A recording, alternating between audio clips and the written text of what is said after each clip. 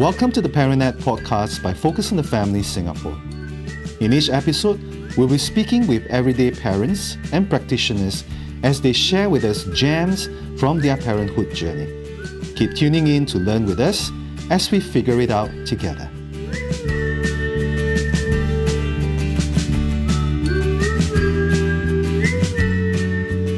Hello and welcome to the ParentNet podcast. My name is June and I'm your host for this episode. Many of us strive to be patient and purposeful parents, but when we fall short, we often become our harshest critic. We wonder, why am I reacting the very way I promised not to?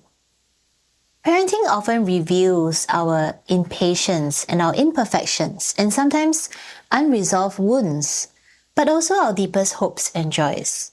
With us today is Dr. Wu Mi Yin, a parenting trainer with Focus on the Family, who will help us to unpack what it means to practice self-compassion in parenting. Mi Yin, it's great to have you with us today. So tell us a little bit about yourself and what have you been busy with lately? Let me talk about my family. I have 3 young adult children who are in their 20s. 2 are working, 1 is in national service. And I have 1 husband. We will be celebrating our 35th anniversary this year. Yeah, congratulations. And what I have been busy with, I continue to coach leaders and professionals who are not satisfied with where they are, and they want to enhance the capacity to bring about what really matters to them. And so I also continue some consultancy work at some schools, also make room for new growth in myself. Could you share with us, in your experience, what is it about parenting that so often awakens our inner critic? My short answer is that there's so much at stake when we look at parenting. In my parenting dialogues and workshops, I often ask parents, what would you like to achieve in your parenting? And through the questions and sharing, parents came to realize their parenting shapes our next generation. In other words, our future is being shaped as we parent our kids. And that's one aspect. The other aspect is a wise friend shared with me. Parenting is human beings nurture another human into being. Wow, so profound. I fully agree. And so in that parenting process or the nurturing process, parents are to express care to their kids so that they feel loved and belong. And they also challenge the kids to grow, to unleash their potential. And they also provide support the kids need so that they know they're not alone. And parents also expand possibilities to encourage the children to dare to try. So it's a tall order, and we always want the best for our kids. But this journey takes time and may not happen the way we want or the way we expect. This awakens our inner critic. Another thing is depending where we pay attention to. Maybe people's comments, maybe the accomplishments by others that may escalate our inner critic even further. Yeah, thank you for sharing that. As you were talking about all the demands, in a sense, all the things that we as parents want to do for our kids to ensure that they have a bright future. And the fact of the matter is, it is a journey, and like you said, it doesn't happen overnight. And sometimes we look at the journey and the hardship and maybe the setbacks, and it's easy to feel that, oh, have we done enough?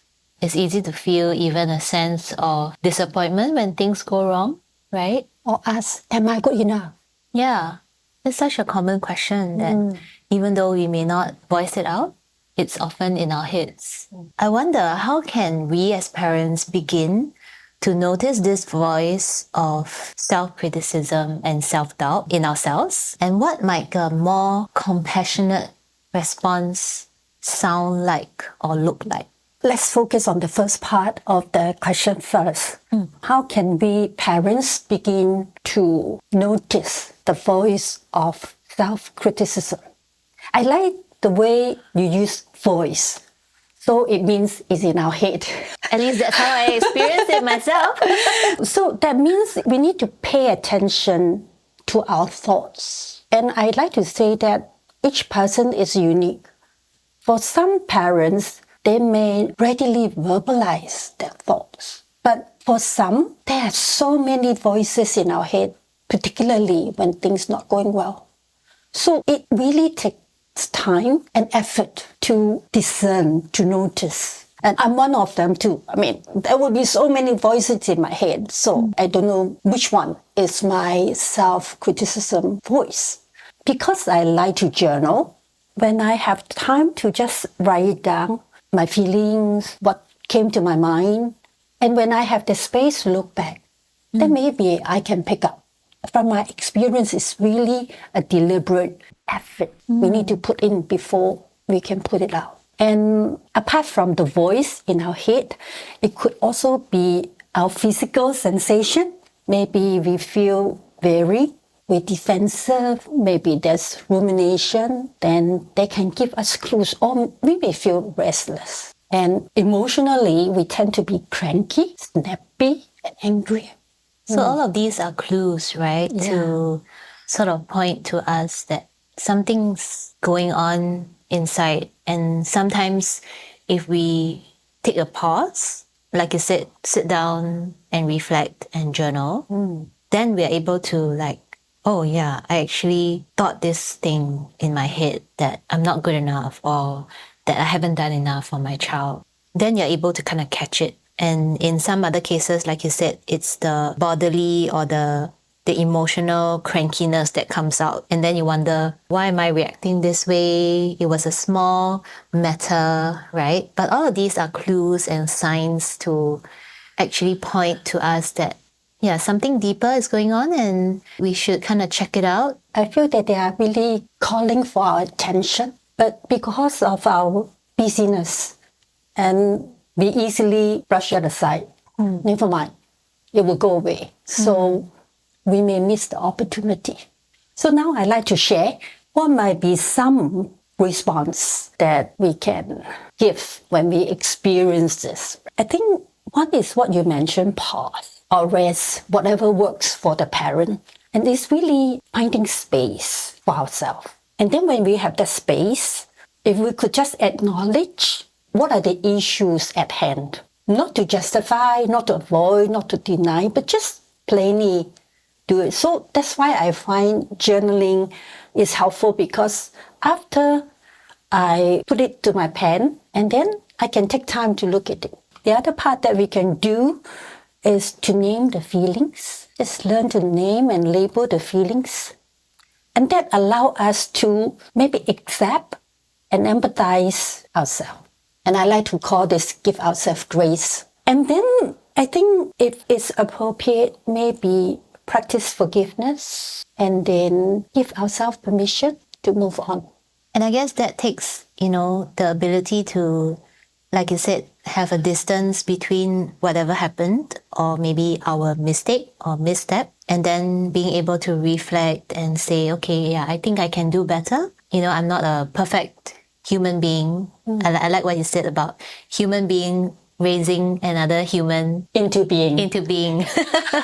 I wonder if you could also help to shed light on why, in the first place, is it important to show ourselves this compassion? How does it help us in our parenting journey?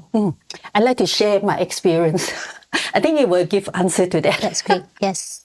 I remember the time when my third kid had not arrived yet. So I was working full-time and I enjoyed my work so much. I love my work. And because we're still living with the extended family, I was fortunate to have help to look after my kids. Still, I feel so overwhelmed with what's going on around me. And I actually moved to part-time instead of full-time. I have regular talking sessions with my husband and to really look at the attitudes and the behaviors of the kids, of ourselves. And you know what? Very often this session ended me with feeling even more frustrated and miserable. And when I look back, is I was looking to my husband for compassion, for understanding. And I think it's difficult, if not impossible, for my husband to do that. Even though he's so close, he's living with me, he wouldn't be able to understand what's going on inside me. And he is stretched too. So it's how it's like when we need that, but we don't know where to get it. And when we try to get it from another person, usually it's hard because the person is not you. And that's why to listen to our heart, essentially, to give us our self-understanding, we need to be the first to do so. As we shared earlier, all those clues is really calling for attention. Listen to me. Listen to my heart.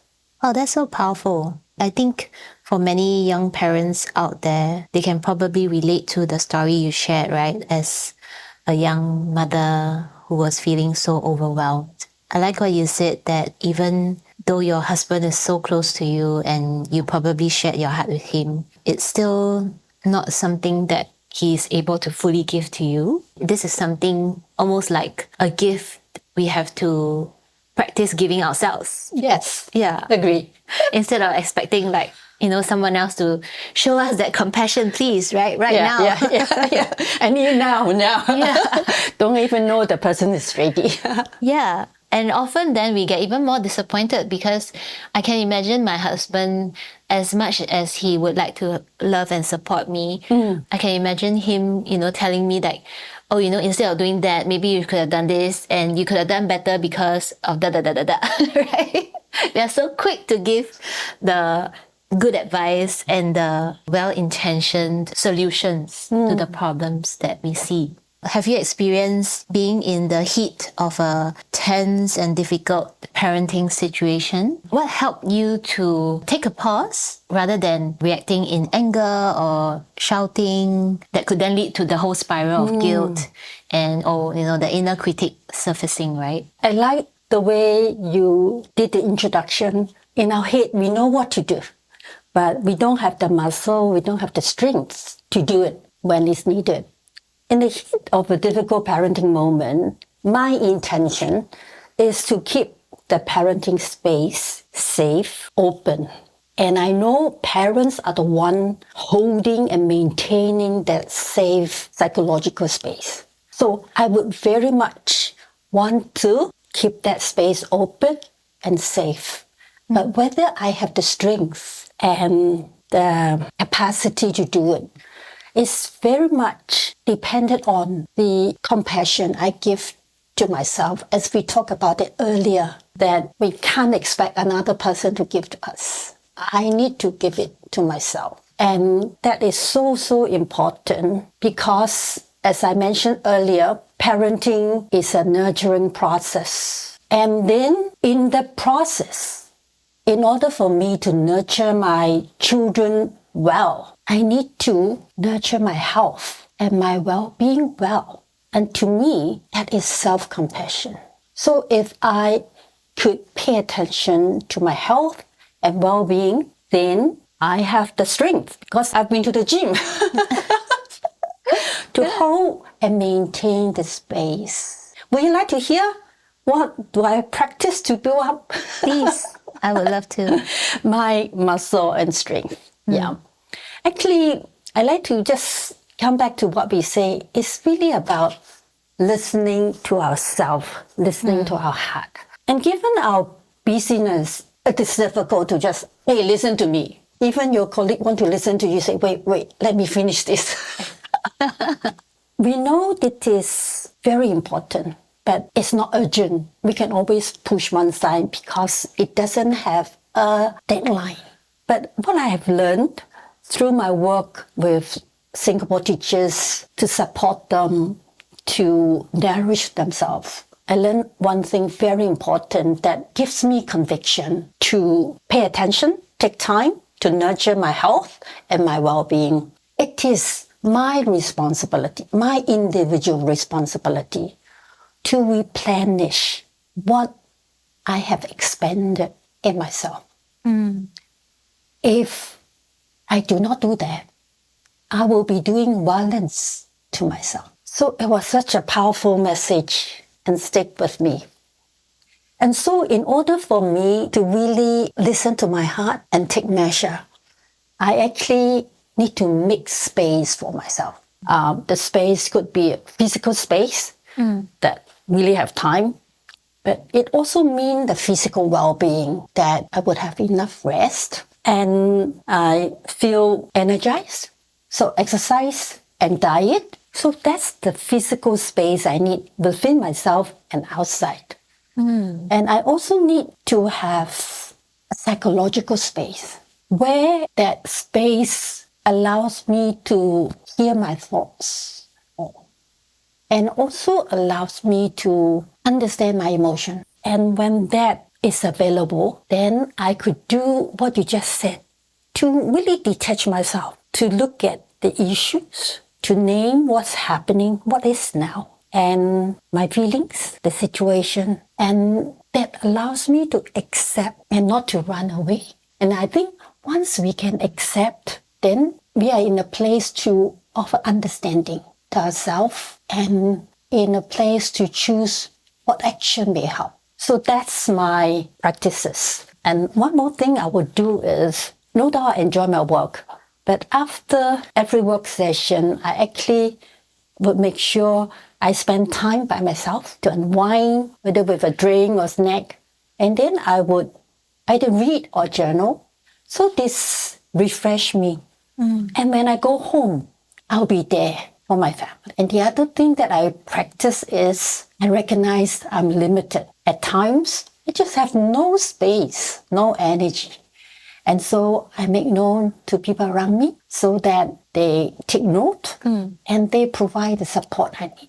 Thanks for sharing this really good tips, right? I love the analogy of emotional gym. I think nowadays a lot of people are into gyms, building up our physical fitness, right? Yeah.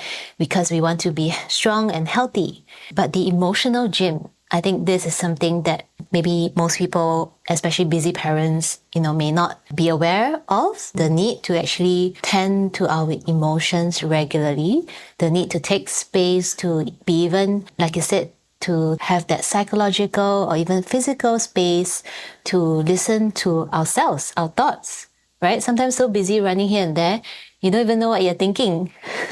Yeah, and as you were describing it, I actually thought back to a difficult season that I went through in my own parenting journey.